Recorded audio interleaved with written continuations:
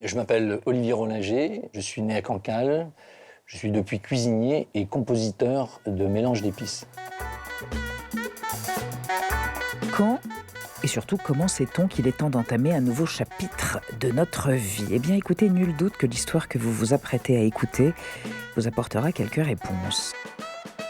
Cette histoire, c'est celle d'Olivier Rollinger. Rollinger, vous voyez, chef multimacaroné, étoilé, un homme qui a pris des coups, et pas des moindres, tout au long des chapitres de sa vie, comme il dit. Place donc à Rollinger, le sage, le mythe de Cancale, le maître de la baie du Mont-Saint-Michel. Et si vous trouvez que j'en fais trop, écoutez plutôt. J'ai eu la chance effectivement de naître à Cancale, dans ce petit port de pêche, entre ciel et mer, qui est le premier petit port breton, berceau de l'ostréiculture. Et j'ai eu la chance effectivement d'apprendre à godiller sur un bateau avant de faire de la bicyclette. Passé toute ma petite enfance et encore aujourd'hui dans une maison du début du 18e qui avait été construite par des chasseurs d'épices, que l'on appelait, des armateurs. Mon enfance a été bercée par ces récits d'aventure, par ces chants de marins qui sentaient la vanille, le benjoin, le zédoer, les poivres. Lorsque j'ai grandi, c'était Stevenson, c'était Conrad, c'était Bernardin de Saint-Pierre, c'était tous ces auteurs qui portent au voyage, à l'imaginaire. Et très vite, je me suis passionné pour l'aventure maritime, pour toute l'histoire de l'aventure maritime de Saint-Malo, l'histoire de la pêche à la morue, l'histoire évidemment de la course et des corsaires, l'histoire des caporniers. Je faisais toutes les bêtises possibles et inimaginables. Mon père était parti, m'avait abandonné, j'avais 13 ans. Enfin, avait abandonné sa femme et ses enfants. Et j'étais un peu livré à moi-même. Ma mère n'avait plus beaucoup d'autorité sur moi, donc toutes les bêtises, je pense que je les ai faites. Il y a une chose, par contre, que je faisais bien, je travaillais bien à l'école, parce que je ne voulais pas la rendre encore un petit peu plus malheureuse face à cette situation. Donc, effectivement, j'ai fait un bac S et maths sup. Je devais préparer, effectivement, les grandes écoles. Et je faisais beaucoup de bateaux, et je faisais beaucoup de motocyclettes, parce que comme je voulais aller voir... J'étais persuadé que le communisme, c'était formidable. Donc, on allait à Mobilette dès l'âge de 16 ans et demi avec des faux papiers en Tchécoslovaquie, en Hongrie, en Bulgarie. Et d'ailleurs, pour finir, j'ai fini, je devais avoir 17 ans et demi en prison en Pologne, à Katowice, pour propagande politique anticommuniste. Vous imaginez? Donc, on est revenu. Et puis, on voit beaucoup de courses au large, beaucoup de compétitions, beaucoup de bateaux, beaucoup de voiles.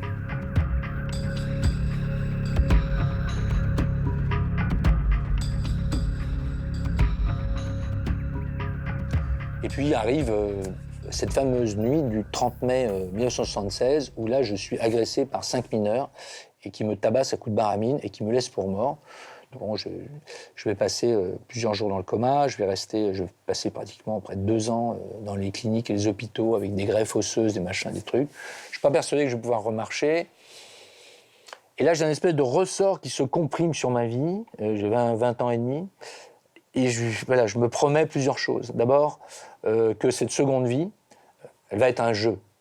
La deuxième, c'est que je ne deviendrai jamais grand. Donc rester toujours avec cet enthousiasme de la vie, de l'émerveillement. Peut-être aussi de toujours serrer dans la main l'enfant que j'ai pu être. C'est-à-dire batailler contre l'injustice, batailler contre ces choses. Je pense qu'on est quand même plus jolie personne lorsque l'on est enfant que lorsqu'on devient adulte. Et moi, ma thérapie, c'était surtout de ne pas rentrer dans la vengeance, aller rechercher absolument ces 5 mineurs. D'ailleurs, depuis, il y en a un qui m'a écrit, voilà, il n'y a pas très longtemps. L'autre point, c'est au contraire, peut-être encore beaucoup plus, aller à la rencontre de l'autre. Et mon approche de la cuisine, en particulier avec les épices, plus les personnes sont différentes, plus elles m'intéressent. Parce que je pense que la première des richesses, c'est la rencontre de l'autre et du différent. Les gens qui sont extraordinairement pauvres sont les gens qui n'aiment pas les gens. Les gens qui sont privés de l'intérêt pour les autres, ce sont les plus pauvres au monde. J'ai réussi à m'en sortir. J'ai eu une chance inouïe aussi, c'est d'avoir une mère telle que je l'avais, et surtout d'avoir rencontré une femme à ce moment-là, qui va m'aider à surmonter toutes ces épreuves et qui va m'accompagner dans ce délire de partir dans cette espèce de truc de cuisine.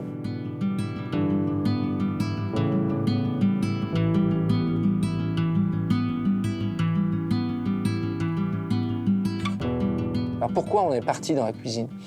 Parce que pendant cette période d'adolescence, ou de convalescence plutôt, j'étais arrivé dans mon fauteuil roulant, et tous les copains de la petite enfance qui étaient devenus pêcheurs, ostréiculteurs, pêcheurs de homards, pêcheurs de poissons, ceux qui étaient devenus cultivateurs, qui faisaient des choux, des pommes de terre, des poireaux, du cidre, venaient me remonter le moral. Et j'avais aussi les copains et les copines étudiants qui venaient avec des bouteilles. Et il y avait une tablée au moins de 20 personnes, toujours dans cette fameuse maison. C'était la fête, le jeudi, le vendredi, le samedi et le dimanche soir. Et ma mère a repris goût à la vie, comme auparavant, avant mes 13 ans, où la maison était toujours pleine. Je raconterai parce que c'était toute une génération qui avait connu la guerre. Mon père était médecin, c'était le médecin de province, c'était la bourgeoisie de province. Ils avaient eu peur, ils avaient manqué, ils dépensaient tout. C'était une espèce de vie à la Françoise Sagan. Je voyais la maison qui retrouvait ses mêmes parfums, ma mère qui reprenait goût à la vie, qui cuisinait. Je rencontre donc Jeanne à ce moment-là, qui termine ses études de pharmacie. Et brutalement, je dis, mais et la cuisine, d'être autour de cette table, mais c'est bien partager un bonheur de vivre extraordinaire, avec toute cette nature qui arrive, avec ces garçons, ces filles qui amènent tous ces produits de la mer, du potager, de la campagne, c'est extraordinaire. Et là, je décide de dire, je vais apprendre la cuisine.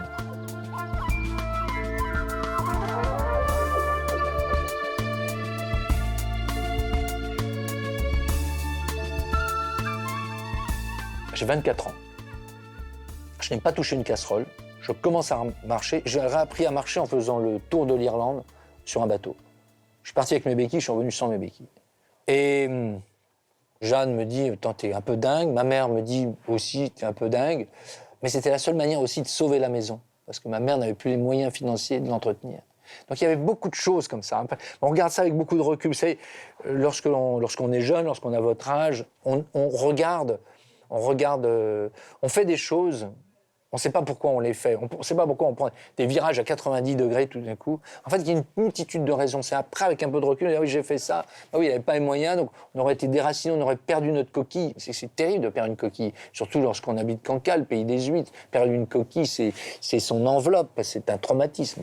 Et bon, j'ai dit, on va ouvrir une table d'hôte. C'était pas un restaurant, on va ouvrir une table d'hôte, juste, tiens, pour rentrer un petit peu d'argent, parce qu'on a une table d'hôte avec les copains et les copines. On va rentrer un petit peu d'argent, on va pouvoir changer la chaudière et refaire la toiture. Puis après, on verra bien ce qu'on fera. Je vais passer ce CAP en accéléré à Rennes, à la Chambre de commerce de Rennes, en 6 mois.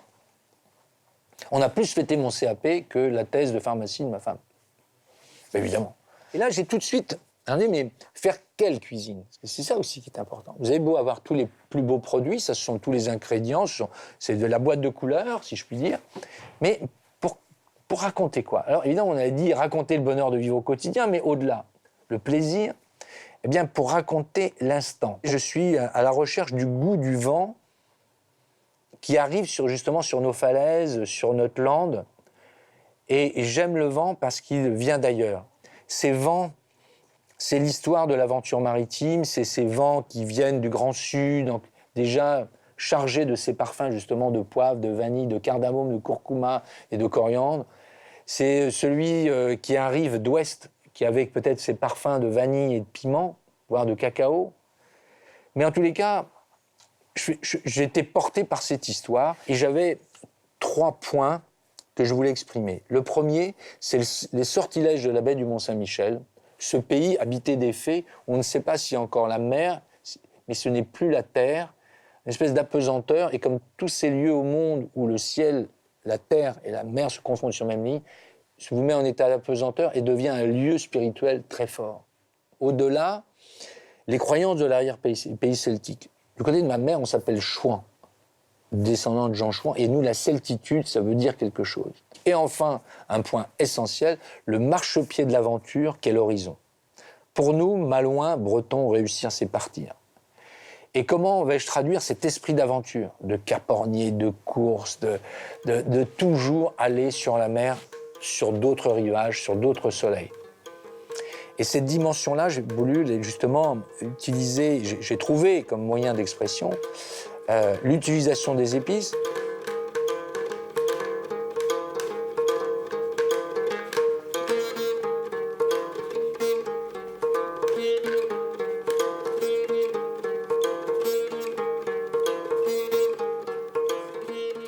c'est lui qui est aujourd'hui d'ailleurs le directeur du musée maritime de Saint-Malo, faisait une thèse sur la Compagnie des mers du Sud. Cette fameuse compagnie, composée de 8 familles de Saint-Malo, qui va devenir plus tard la grande Compagnie des Indes françaises. Et à la fin du XVIIe, il me raconte tout ce que l'on pouvait trouver dans les murs de Saint-Malo. Les cotonnades indiennes, les soieries, la porcelaine céladon. Puis je lui dis, mais à manger, que ramenait-il? Et là, il me dresse une liste de 14 épices.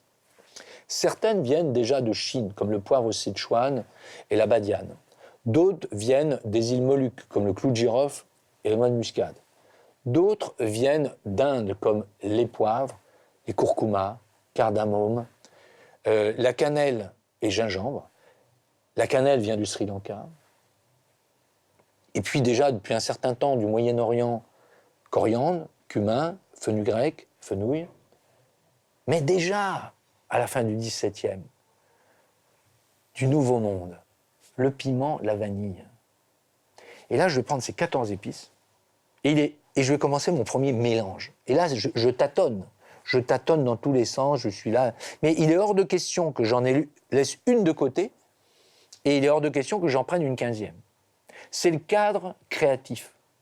C'est-à-dire que, et je vais bâtir toute ma cuisine de cette manière-là, toute recette est dans le prolongement d'une expédition maritime, raconte une histoire, une aventure, un moment très fort. Et un peu comme une légende, il y a un fond de vérité. Et là, je ferai faire mon premier mélange, Retour des Indes.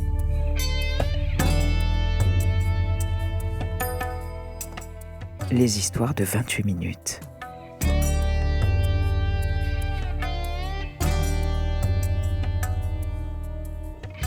Alors évidemment, Retour des Indes. Vous savez, les journalistes gastronomiques, souvent, ils ont la tête près du bonnet. Ils nous disent, oh, il a dû aller en Inde, puis il a ramené une recette. Non. D'abord, je n'aurais pas eu l'indécence de l'appeler Retour des Indes, j'aurais appelé Retour d'Inde, parce qu'heureusement, le temps des colonies est passé. Mais l'idée, c'était Retour des Indes orientales et Retour des Indes occidentales. Et de savoir que presque la mondialisation des saveurs était déjà faite à la fin du XVIIe, dans les murs de Saint-Malo. Quelle aventure extraordinaire. Et j'ai voulu rendre hommage à cette aventure merveilleuse. Et évidemment, je l'ai associé à du Saint-Pierre que mes copains pêcheurs me ramenaient et à des pommes que mes copains cultivateurs me ramenaient. C'était bien là l'expression de mon environnement naturel, l'expression de mon environnement culturel. Le plus frais pêché, le plus frais cueilli, et cette formidable histoire du pays de Saint-Malo. Et c'est comme ça qu'une cuisine s'est créée, mais avant les étoiles et peut-être l'essentiel. Vous savez, on dit toujours travailler avec les produits qui nous entourent. Et je pense que l'essentiel, c'est de travailler avant tout avec les gens qui nous entourent en tant que clients. Si les gens du pays comprennent l'histoire, parce qu'en plus, cette maison, elle n'était pas devant la mer, il n'y avait pas de parking, elle était dans le haut de Cancale. C'était une histoire de dingue de faire ce truc. Alors qu'il y avait déjà 35 restaurants sur le port de Cancale où on sert des plateaux de fruits de mer, des huîtres, des soles meunières, du gigot d'agneau flageolet et des crêpes.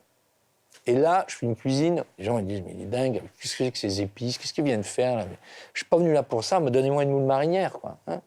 Mais très vite, les gens du pays ont compris que c'était leur histoire. Et ils se sont appropriés. En fait, les maisons de Brécourt appartiennent à toute cette population de Saint-Malo, tout ce nord de la Bretagne, et une partie même de la Normandie, je dirais. Vous savez, on ferme... pendant des années, on fermait le deuxième samedi soir de décembre. Et là, pratiquement à une table ou deux tables près, pendant plus de 30 ans, c'était les mêmes noms de famille. Et ça c'est pas artificiel. C'est pas les étoiles, les tocs, les poètes-poètes, les machins qui viennent vous voir avec un regard complètement extérieur et très arbitraire. Non, quand les gens du pays, ils savent très bien que là, vous ne trichez pas sur la qualité des produits, sur l'expression, ce que l'on raconte. Et aujourd'hui, quand je vois mon fils qui recolle toute une jeunesse du pays, je me dis, là, tu es en phase avec ton pays. Et quand vous êtes en Bretagne, je dis, lorsque vous repartez, vous reprenez la même route. C'est un cul-de-sac, c'est une impasse, c'est une péninsule, c'est un merveilleux potager, enfin, souvent salopé par la culture intensive, mais c'est un formidable potager au-dessus de la mer. Mais néanmoins, on n'est pas sur la Nationale 7, nous. Hein. C'est pas je suis à Paris et je vais où je suis sur la grande colonne vertébrale de l'Europe. Donc on ne va pas non plus bouder la promotion extraordinaire qu'ont pu nous apporter tout ce monde journalistique, tous ces guides, quels qu'ils soient. C'est évident qu'ils participent au succès, à la réussite d'une maison. Mais néanmoins, je rappelle toujours à notre jeunesse qu'il ne faut pas en faire un objectif final. Parce qu'il y a un seul objectif qui est important, c'est son étoile polaire à soi. C'est ça qui est important. C'est pas celle des autres.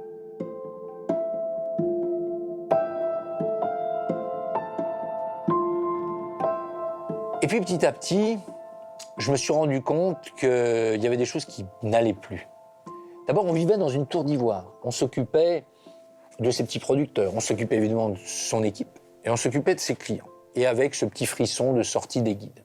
Mais on était dans une tour d'ivoire. Si on avait un producteur, on voulait surtout même pas le partager avec le collègue à côté. On voulait se le garder pour soi. Et puis j'ai vu quand même l'effondrement de la pêche de nos petits pêcheurs. J'ai vu la pollution et les algues vertes envahir ma Bretagne. J'ai vu la pollution des nappes phréatiques.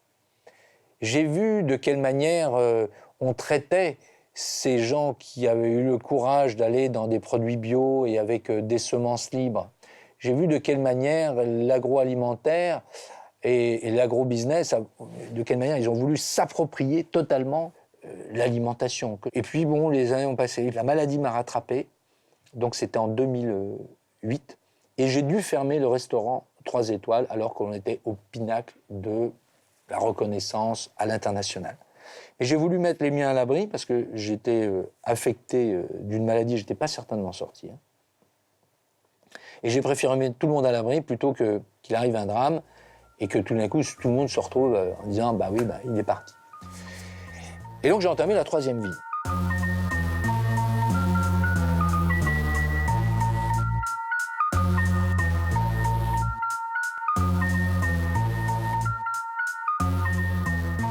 Donc cette 3e vie, je me dis, bon, finalement, tout s'est quand même bien passé dans ma vie. J'ai voulu rendre un peu à celle où... Enfin, voilà, j'ai voulu rendre.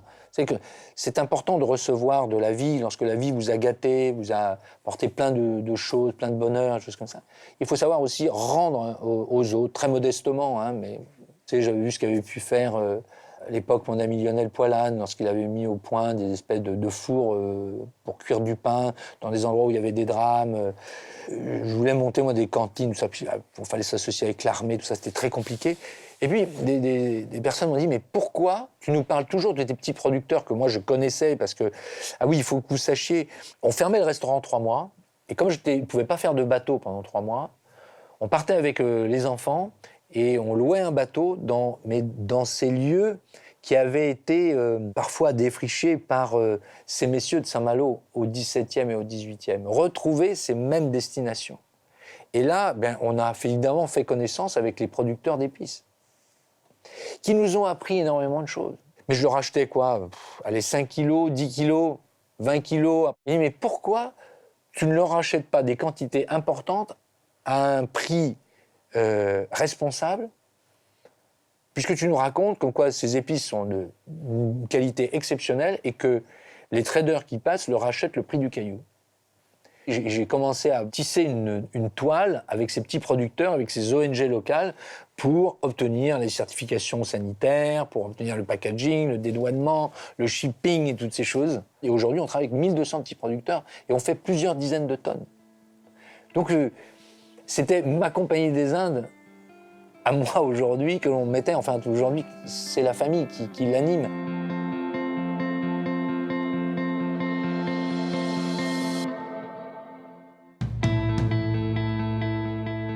Vous savez, une difficulté, un complexe, un mal-être, un bobo à l'âme, ces trous vides que l'on trouve, ou tout d'un coup ces Everest ou ces difficultés de la vie, vous permettent d'être ce que vous êtes et ce que vous allez devenir surtout. Et c'est souvent de formidables opportunités. Alors c'est très difficile à dire sur le moment, parce qu'on est souvent dans la douleur, dans la tristesse, dans la peine, dans la difficulté, disant mais c'est pas possible, il raconte des conneries. Oui, mais après, vous allez voir comment... Ce n'est pas une histoire de se reconstruire et de devenir balèze parce qu'on a pris des coups, mais c'est aussi de reprendre la balle au bon, parce que ça vous façonne d'une autre manière. Vous allez porter un regard sur les choses, sur les autres. Vous allez être sensible à des choses. Vous n'auriez pas eu, j'allais dire presque ces récepteurs, si vous n'aviez pas eu cette histoire. Par contre, il y a un secret. C'est que dans une vie, c'est comme dans un roman. La pire des choses, c'est le chapitre qui n'en finit pas. Dans la vie, il me semble qu'il est important de savoir clore un chapitre pour écrire un nouveau chapitre. Des histoires de 28, du vin blanc et des huîtres. arteradio.com